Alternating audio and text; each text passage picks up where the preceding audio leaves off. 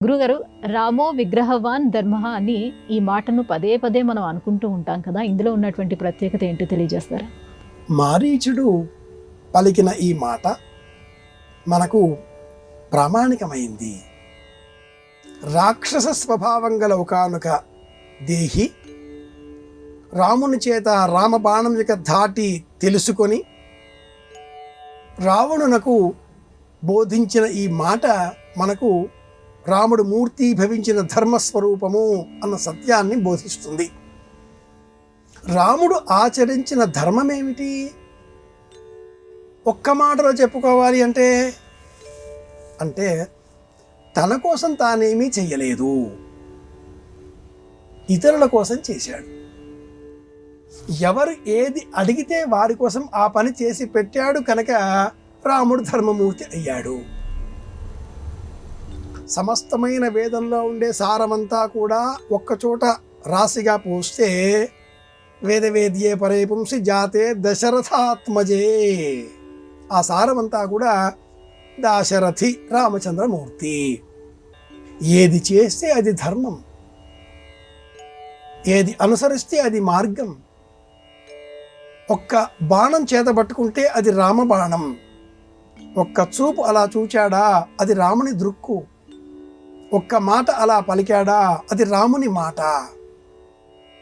అంతటి ప్రభావం మన పైన రాముడికి ఇంతటి శక్తిని ఎలా ఇచ్చింది? రాముడి కంటే రాముడి పేరుకు ఇంత బలం ఎలా ఏర్పడింది? జానపద విజ్ఞానం కావచ్చు, ఆర్ష విజ్ఞానం కావచ్చు, ఋషి పరంపరలో వచ్చేటటువంటి సనాతన ధర్మంలో ఉండేటటువంటి మంత్రతంత్ర శాస్త్రాలకు సంబంధించిన అపారమైన విజ్ఞానం కావచ్చు, అన్నింటి సారమంతా కూడా వేదమే అనుకుంటే వేదమే ప్రమాణం కనుక ఆ వేదంలో ఉండే ధర్మం అంతా కూడా ఒక వ్యక్తి అంటే అతడు రాముడు. వేదవేద్యే పరే పుంసి అన్న మాటలో ఉండే అర్థం ఇది. ఆ అర్థాన్ని పదే పదే రామాయణం అంతా కూడా రాముడు ధర్మమూర్తి అని చెప్పడం కోసమే మారీచుడి నోట కూడా మహర్షి వాల్మీకి ఈ మాటని అనిపించాడు. మనమంతా కూడా రాముడి పాత్రను మనస్తత్వ రూపంలో అర్థం చేసుకునే కోణం వచ్చినప్పుడు విలపించాడు, సీతకై దుఃఖించాడు.